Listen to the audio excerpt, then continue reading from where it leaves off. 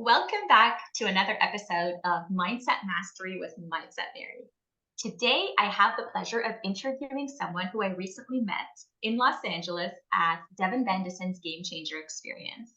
Alison Wapato is a leadership and life coach who's turned her own fertility challenges into a pathway of hope for others. As a certified fertility support coach, she's combined her personal experience and professional experience to help families navigate their journeys with compassion and strength. Allison embodies resilience and empowerment, inspiring us all to face life's trials with grace. Welcome to the show, Allison. So nice to be here, Mary. Thank you for having me. Oh, it's my pleasure. I had such a wonderful time with you at the Game Changer Experience, and I am so grateful that you came onto the show today to share a little bit about you and your journey as an entrepreneur, as well as the experience that we shared together. So, to start things off, maybe you can take us through your journey of becoming an entrepreneur and what really initially drew you into the coaching space. Beautiful. Thank you so much. I'd love to. So, my journey, like all of you probably, it was wild. It started off with being a leader, an executive leader in the mortgage world.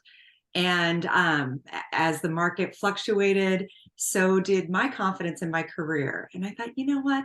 I think there's more. I'm sure we've all had that same experience. And so as the market changed, I decided, I really have loved serving people. I love having those moments with my employees, with my leaders, and just say, I need to know what makes you tick and how we can really elevate you as a professional.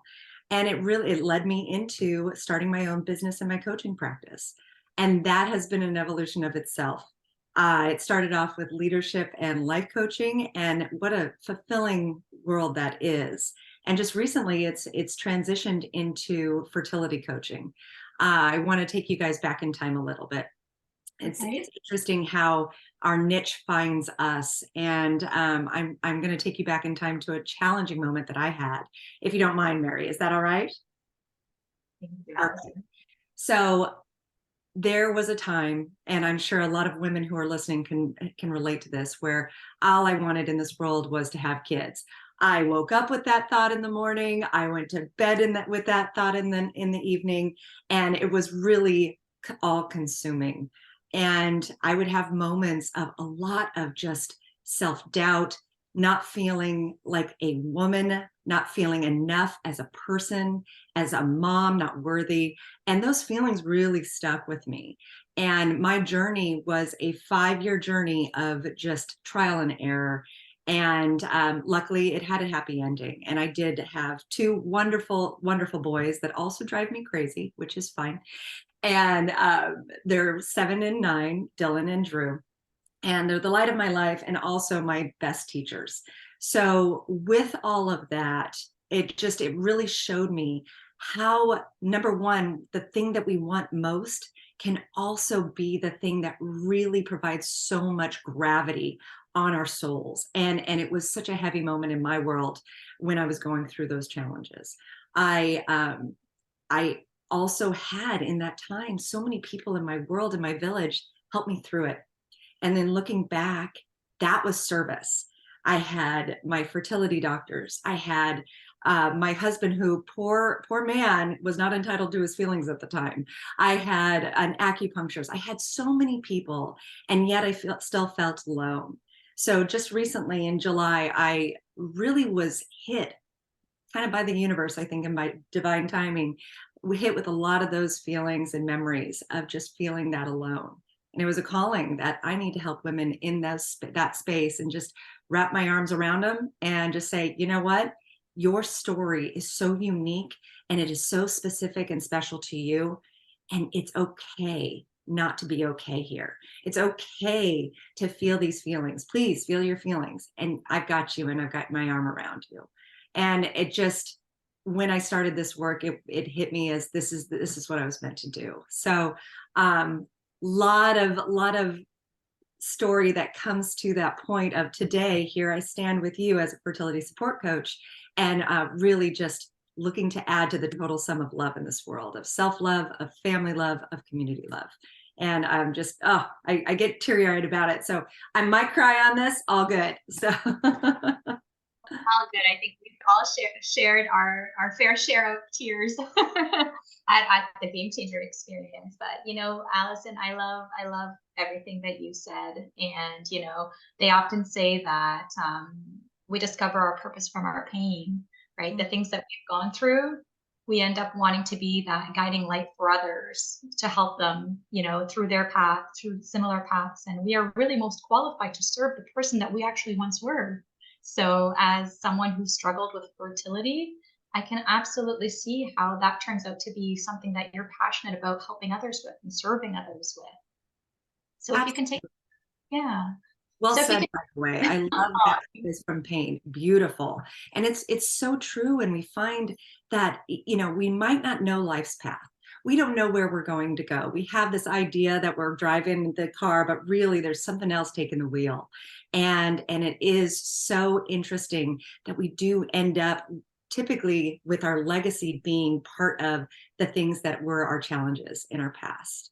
And I just feel so passionate about it. And just call out to everyone who's watching this. If you feel passionate about something, please go for it. That is your event action. That is your thing that if it's just niggling at you, please go for it, because it will be such fulfillment in your life. well, I second that and I agree. And I think that, the more you resist going for it, like they say, like what resists really persists, because the more you're trying to get away from that thought or that feeling, the more it's going to follow you until you actually end up doing what you were meant to do with it. So I That want to, amen, sister. right? Yeah. So then, Allison, I am super curious about like your own transition when you left the corporate world as a corporate exec to go off and actually pursue what you were born to do, what you were meant to do. Take me through like how did you support yourself in making that transition? Sometimes people say like, they had to give themselves permission to leave the corporate career and everything that they've done for the majority of their life and actually say, hey, I can make a change. It's time to make a change. And I'm going to give myself the grace and permission to go through this maybe turbulent chapter or more like an uncertain chapter. As as we build our businesses, it's never easy at the beginning. So I guess my question really is like, how did you navigate all that uncertainty and still make the courageous and bold decision to switch? I love this question so much. And I wish I had that, fabulous inner guidance that said, yes, I'm going to navigate this with grace. No, it was more, I'm going to stumble through this. And oh my goodness, that is a big stumble. So, Mary, I'll take you back. It's funny when I think of my story, a lot of it starts with, yeah, I made this courageous decision, which is true. And it wasn't a hell yeah. It was a, let's try this. But it scared me to death to make that transition. It ended up to where I did very well as a corporate executive. I had a good savings, so timing felt right. But I also had a lot of things that were, kind of the societal not yet moments, the big flags of you're a single mom, you have others to think about, this is unsafe. And my entire life has been built on play it safe, play it safe, play it safe. And so this was a radical change from my own programming. My programming was safety. And, going into where that is, I mean, it's been this last year of really discovering where that came from. That's been the work. So going into this work of coaching, at first it was like, going to be easy. Yeah, it's like there's some red flags, but now I've got it. But I got this. I'm a leader, it'll transition well. It'll take me about 3 months to get on my feet as a coach. Boy, was I wrong. This has been one of the most challenging, beautiful, and exhausting experiences of my life as this transition, but I wouldn't ever change it. So walking through it, it came in with a lot of bravado. It was a lot of, 21 years as a leader, got it, no problem. And then quickly I was just shot down and hit with, wait a minute, Allison, you have some inner work to do before we actually let you make this your career. So it was almost my like earning my way and paying my way to play. And I didn't even realize that there was this pay to play experience. And to play, the pay was my inner work and my inner guidance, and really tapping into what made me me, not what served me in the past, because that was a lot of facade. That was a lot of the play it safe energy. Now it's peeling back. It's taking away the self-sabotage of, I don't have enough money. I don't have enough time. I'm a busy woman. I'm strong. I can keep up with the good old boys. And it was taking it away and realizing my superpower is my vulnerability. And it's really my authenticity and vulnerability in those moments where, yeah, not kind of on shaky ground and, ooh, don't know if this is going to make it. It's those moments, Mary, that have really made me realize that this is the right direction. Looking back, had I known the inner work that I'd have to do, I don't know if I'd make that decision. I would love to be able to say, yeah, I'd do it again. I don't know. It's been a rough one, and it's been so necessary. You and I had an experience at Game Changer, and can I tap into that a little bit of just how, yeah. So at Game Changer, I came in with a commitment, and I came in with this commitment of, I'm going to be vulnerable. I'm going to raise my hand. I'm going to volunteer. I'm going to be courageous and all that kind of. And I was called out by it. And it was one of those moments where I was asked, what don't you want us to know? And that was probably the first time in my coaching career that I realized that I was holding back. I was, yeah, be vulnerable with me, but I'm not going to give you all of Allison. I'm not going to give you those moments of trauma. I'm not going to give you those moments where I have felt small. I have felt worthless, and I have felt like I am not worthy of what has been given to me in life. And it was sobering, to say the least. And really, it's just a continuation of this work that I'm doing. And so it hit me, Mary, after sharing it was a very big secret that I've had locked up. I had a trauma when I was 17 years old, and that has made me who I was. It made me the strong woman, and with this sword and with this shield, and I've got this, and I'm going to fight through life. And then it was finally time when I shared that with the group of 38 other humans who were fantastically supportive and trusting in the space, when I could put down that sword and shield. And I realized, Mary, that all through this last year and a half, 2 years of being a leadership coach and of coaching clients, the key to being a successful partner in coaching is to just be as vulnerable and as receptive as I'm asking my clients to be. Because how would my clients trust me with their vulnerabilities if I can't even be that with mine? So with them. So, the transition, it's been a rocky one. It's been where I had a trajectory. I think I even had a PowerPoint at one point where I was like, I'm going to make this much at this point, this much at this point.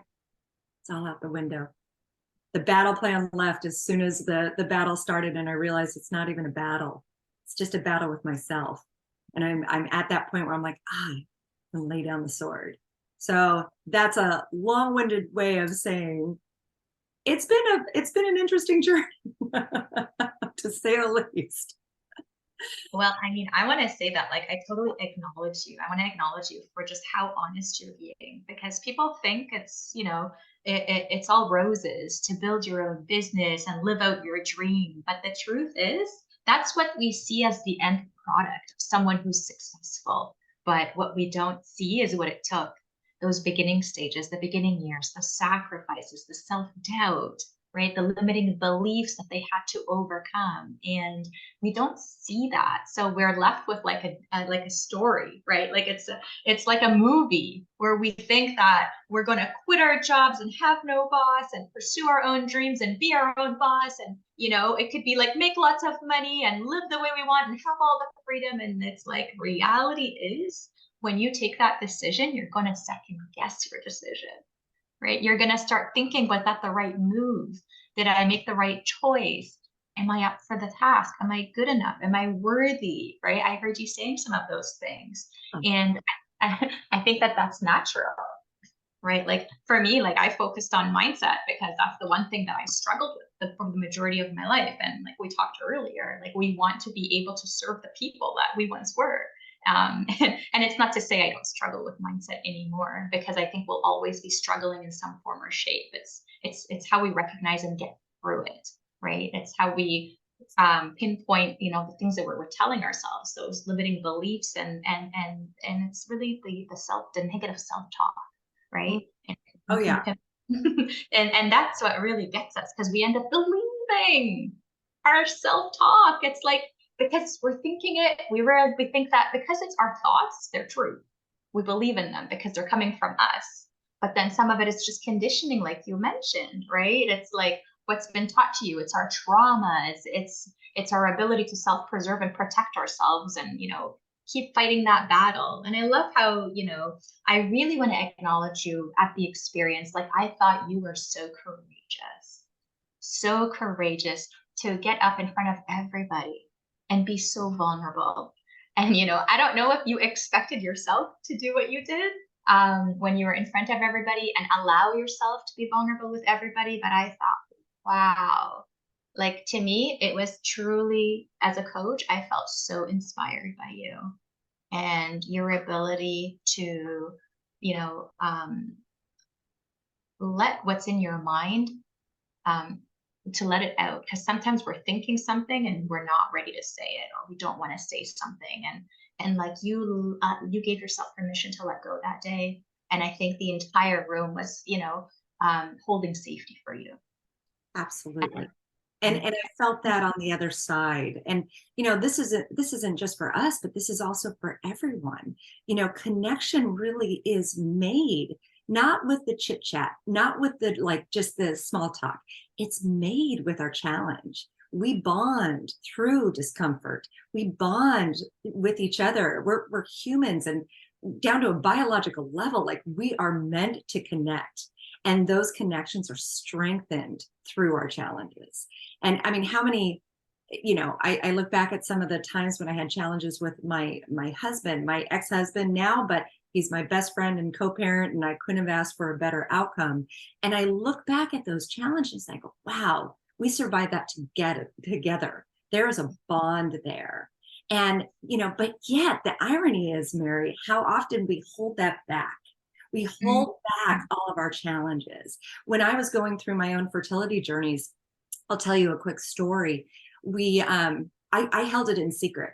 I didn't want to have to say the bad news.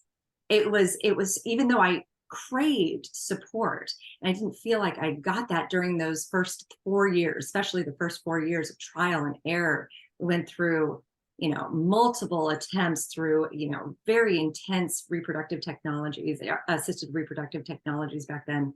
And from 2009 to 2013, that was the hardest time of my life.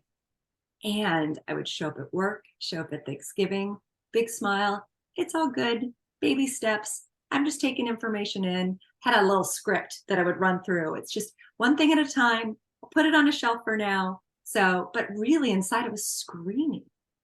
I was screaming. And I remember one day I took a trip with my family up to Napa, and it was my sister-in-law's 50th birthday, and there were about 20 of us. And my cousin was pregnant at the time. No, she didn't wine taste, so not outing her for anything, but she was about 3 months pregnant. And she felt her baby kick for the first time in front of me at the table. It's a big long table with a bunch of people. And her husband and her just had this most beautiful moment that only firsts can have, hand on belly, looking down, looking at each other in love. And I'm getting emotional from it, just from the memory of it. It was such a beautiful moment. And in that moment, I had to get up from the table, not say a word, go over to the casita where I was staying, and scream the most agonizing scream that I felt like they were ripped from my body, because of just the internal suffering that I was creating myself. I was keeping it all in, just locked up inside me, and it needed to get out in such a, like, just a physical way. And then I got myself together after about 10 minutes and went back like nothing happened. And as a fertility support coach, I don't want women having to go scream in the casita because they don't feel like they can bond with others on their challenge. And so really, but that is what comes back to it. And it's, Mary, you have said it so many times, like, give yourself permission.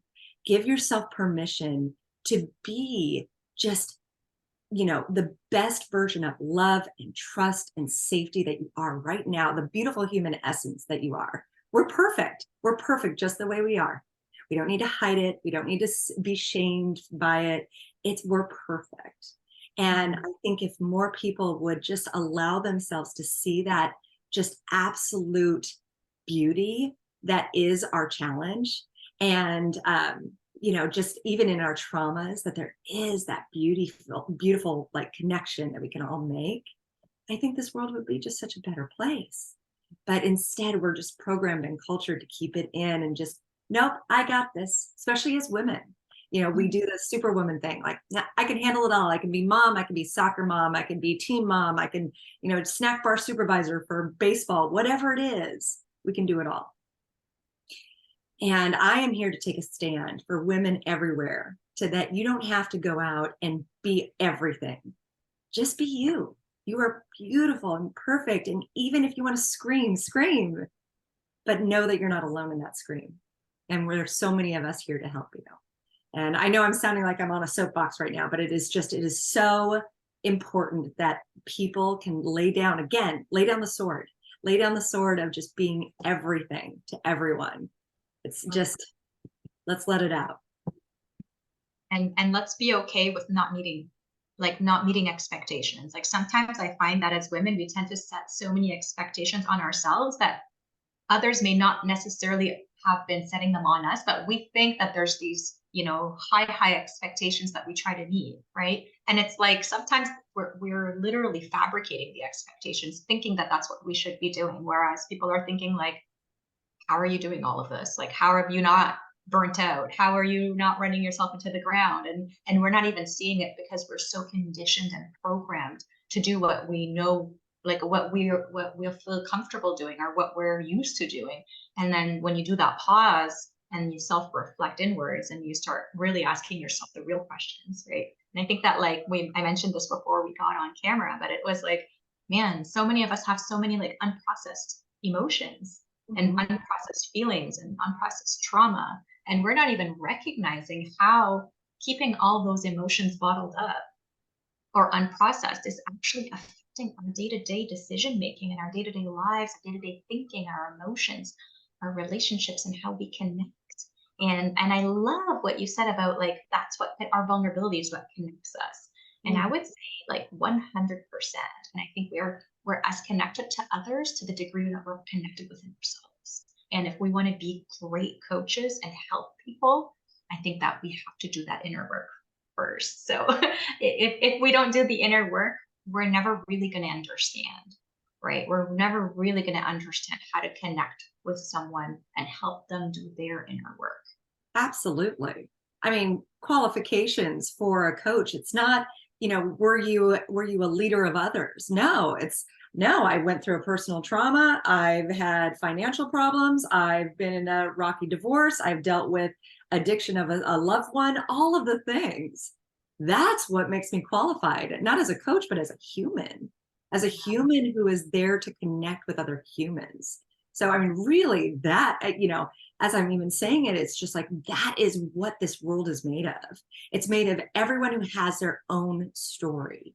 And I mean, say, as a mom of a 7 and 9-year-old, I think I've watched every Disney movie out there. And every Disney movie, there is a challenge before the hero's story. There is a like significant impact of an event that is causing that moment of, okay, I can rise above.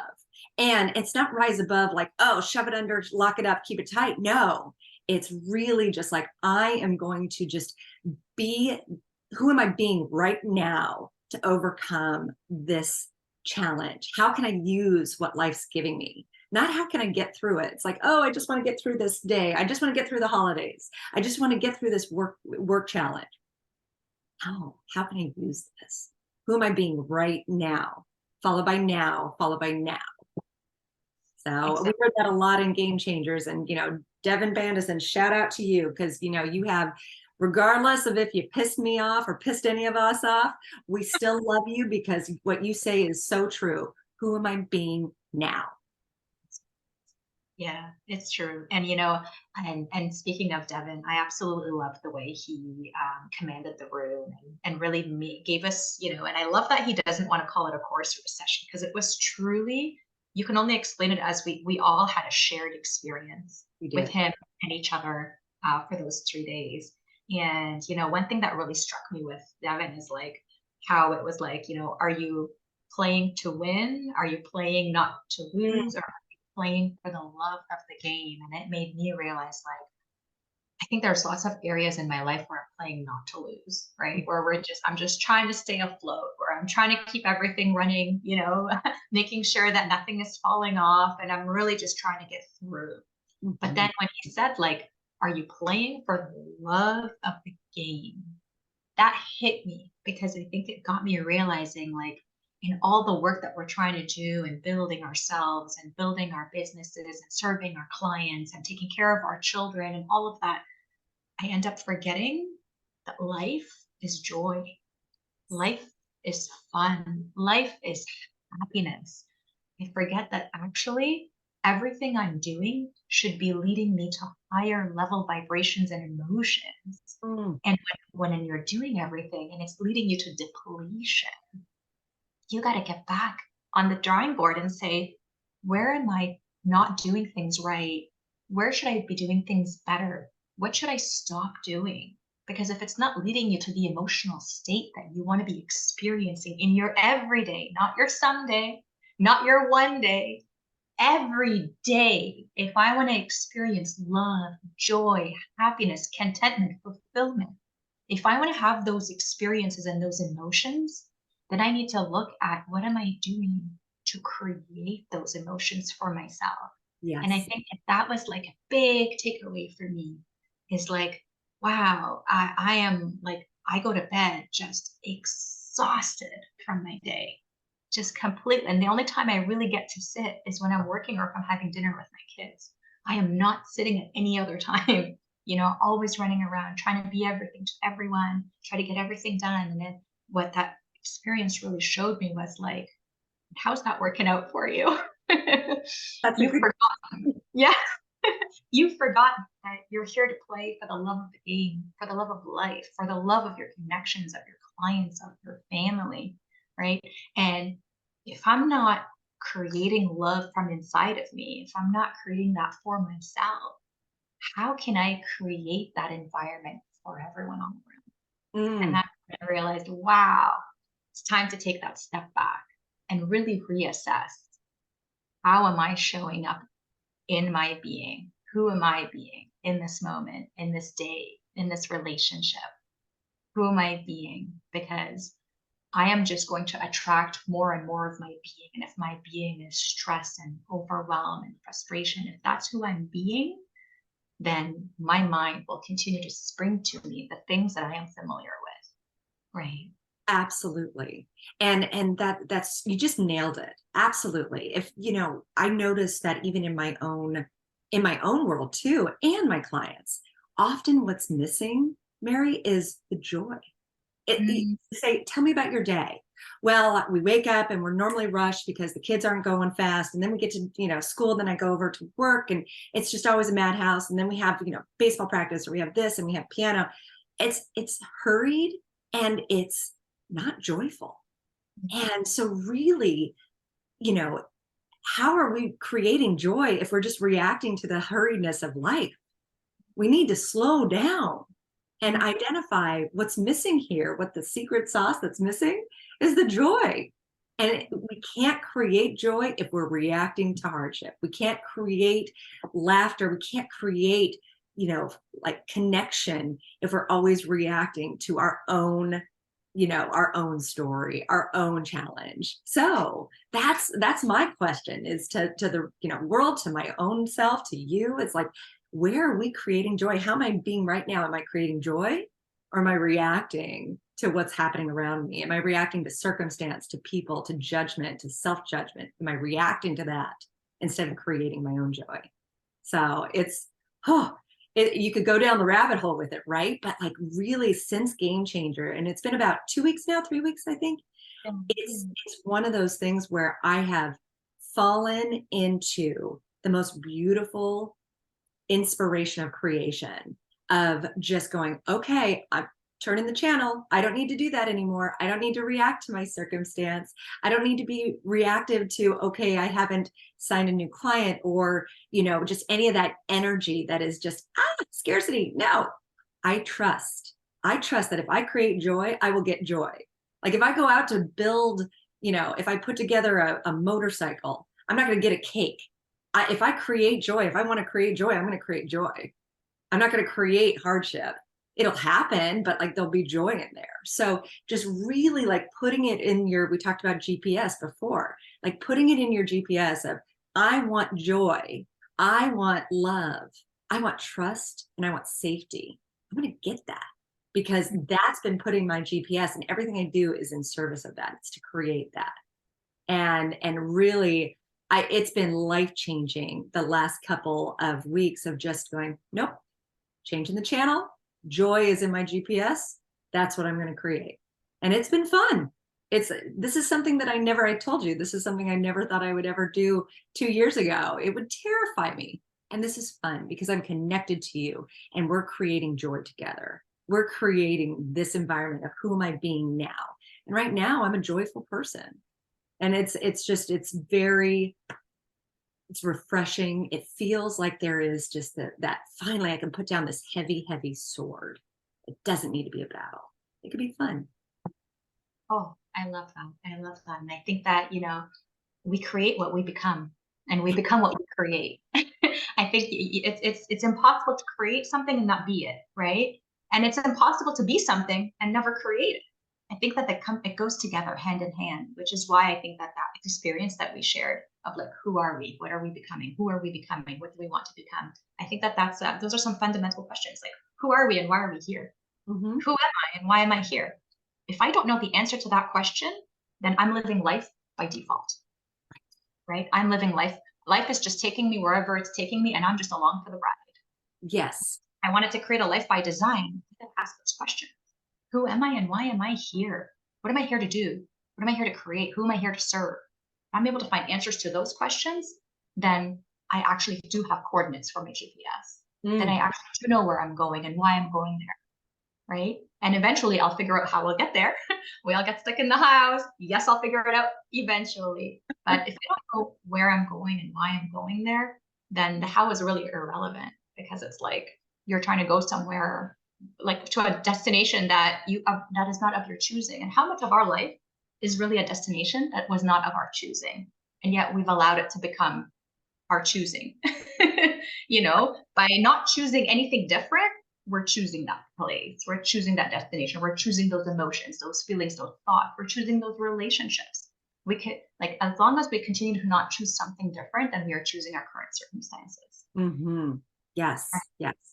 Oh, that's so true. And I mean, in every area of our life, as moms, as career, as entrepreneurs, as even as kids, like, we felt like we had control over that destination, right? Like, this is the path that it's going to take. It's like, no, all you need is the destination. Trust that you'll get there. The path may change along the road. That doesn't mean it's wrong. There is no wrong. It's all, what does Devin say? Good, bad, right, or wrong? None of it. It's just, it is. And if we continue to say, like, okay, like, this is the non-negotiable. I will be a person of creation. I will create a legacy of love in this world. Really, the path, that control of the path is an illusion. Like, y'all can think that you have control over that path. I'm here to say, in all of those steps, when I had that little spreadsheet that this is where I'm going to go, and I'm going to be an amazing coach and earn $500,000 in 2 years. Look, no. The different question is really like, who am I being in this moment? to just serve that next client? Who am I Yes. being right now to serve the person who's in front of me, you, Mary? Who am I being now to really be truthful and vulnerable and trustworthy of my own self, to really guide in this life? And those are the questions we're asking. Those, all the other worry, all the, well, I won't have enough time, I'm going to try to do it but it might not work. Yeah, that's garbage. That's the garbage that's telling you you can't. If you have Yeah. those feelings, that means you're not being truthful to yourself. So just let it go and see what you can create. So that's probably been, and like you said, like the lessons here, it's not that you never have negative self-talk. We all have that. That's gonna happen. It's gonna creep in. And it's really like who you're being with that. It's like, okay, let it like flutter away. It's all right. You can come in and let it flutter away. And just know that you're still being who you are right now, which is of love. And Yeah. and that's really, I think that was the shared experience of the game changer, when we all were in that room and just taking a look at ourselves and going, all right, I got some garbage there. I only have so many. I mean, they had the video of the jelly beans of the days we have left, and it's like, I only have so many jelly beans. It's really truthful that we only have so many days in this world where we're not either sleeping or working or doing groceries or whatever it is, to really just be truthful to our own essence. And I'm going to take those days and really be, and honor them as for what they are, which is to create the love in this world. Yeah. Oh, I love that. I love that. Yeah, that jelly bean clip was pretty impactful, I think, on everybody. On everybody. We only have so much time left, right? And what are we doing with that time? And What is are we? that what we want? Right. And is it what do we want to be doing with that time? And I think that we spend so much time, up here Mm, instead of in here, and we end up wasting it. So, like when I'm coaching my clients, I'm always like looking at, okay, well, let's look at those emotions, right? And let's look at them as teachers. What are those emotions trying to teach us? What are they mm, trying to tell us? Let's detach. We are not our emotions. Those emotions are just there as signals, trying to tell us something. If there's fear, it just means that we need to be cognizant of something. What are we looking out for? You know, how do we protect ourselves? Is that real? Is it a real fear or is it an imagined fear? And really just looking at emotions in a very, very detached way, like it's just data. It's pure data. We take that data, we interpret the data, and then we decide what we do next, not our emotions, right? Like it's always trying to detach from the emotion and not allowing it to dictate your decision. Because if we take our emotions and then we take those emotions and act from those emotions, right? Our actions are coming from our emotions. Most of the time, when we take action based on our emotions, it doesn't land well, or like things don't end up the way we want them to, or we regret what we said, or we regret what we did. But so if we can just take those emotions and just create space to create a positive or realistic response, like based on this. And I find personally, like if I just sleep on it and come back to it the next day with a clearer mind, I can make a much better decision, absolutely. right? Absolutely. We get all tangled up, I think. And by we, I'm going to say me. I'm just going to speak for me. Y'all know what you all do. But yeah, I have often found myself tangling up the thoughts and the feelings with what reality is. And I go back to something that it just often helps, is that it's really how I'm relating to the issue. That's the issue.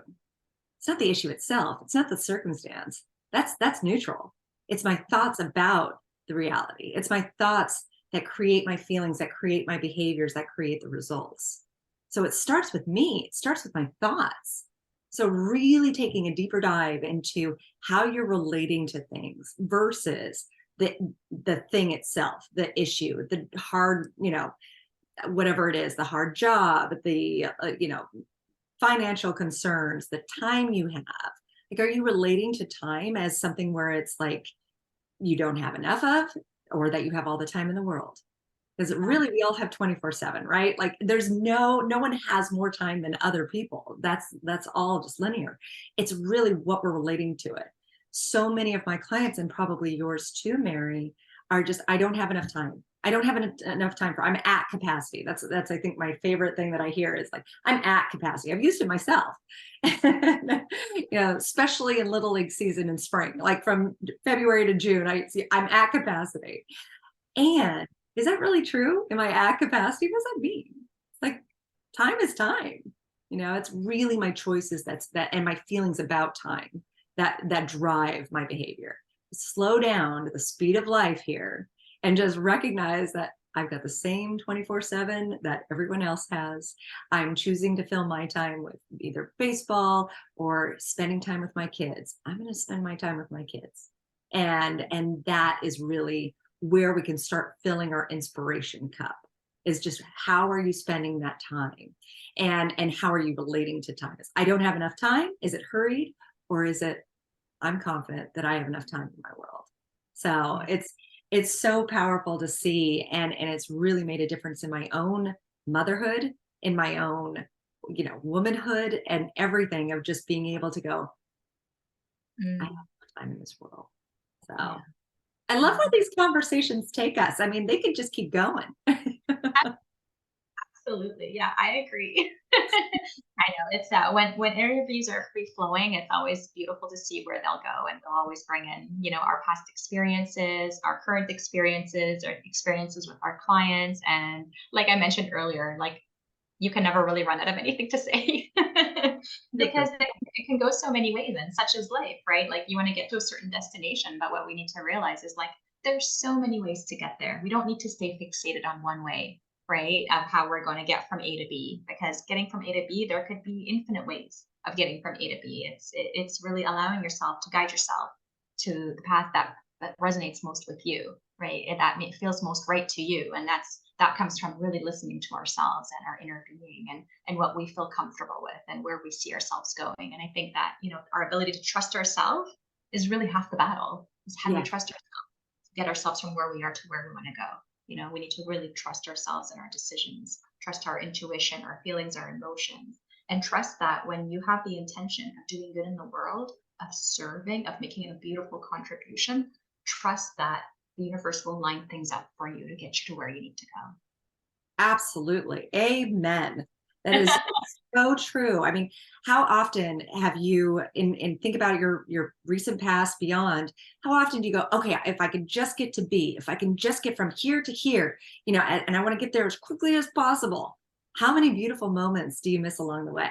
How many beautiful things do you not recognize because you're just so focused on B? It's like, look, stop and realize, just like, now, what is so beautiful about now? Like, what can you just really appreciate and be grateful for in the now? That's our essence. That's what we're meant to do, is just appreciate the now, not the past, not the future. It's just here.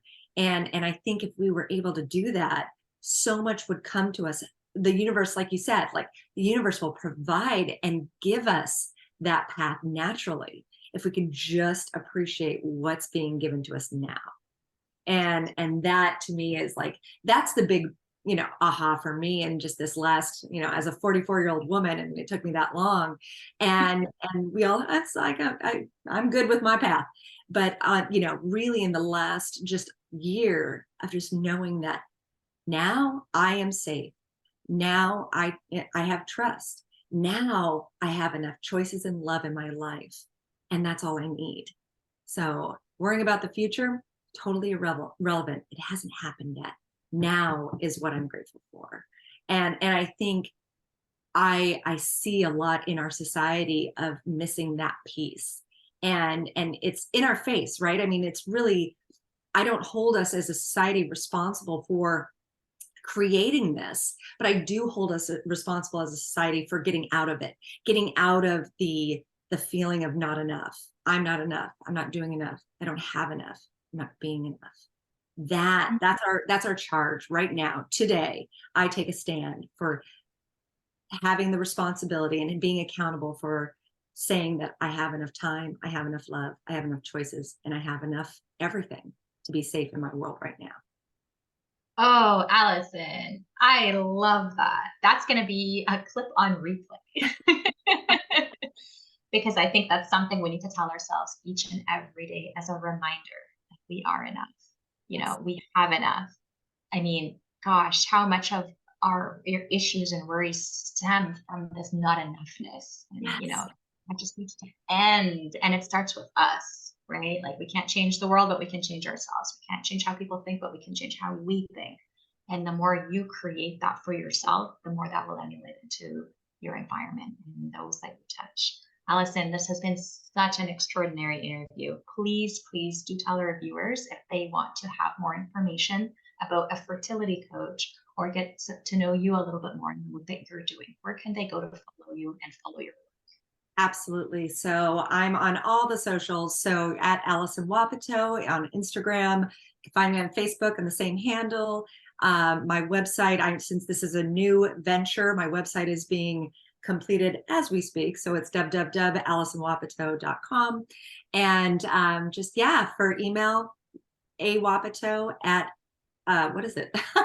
A Wapato. No, I'm sorry. It's Alison at AlisonWapato.com. And I really look forward to just, hashing this out with any of you. And if you are struggling, reach out. If not to me, reach out to a friend, reach out to a family member, reach out to a church member, reach out to someone who you can just be with and just recognize that you are enough in this journey. Everything is, it happens as it should, and just know that I have my arm around you from a distance and we're here to get through this together. Beautifully said, Allison. Beautifully said. Well, thank you, Allison, for your time and your wisdom. And I hope to connect with you very soon. Thank you. Absolutely. Thank you so much. This has been so fun. I appreciate your time. My pleasure. Thanks, Allison.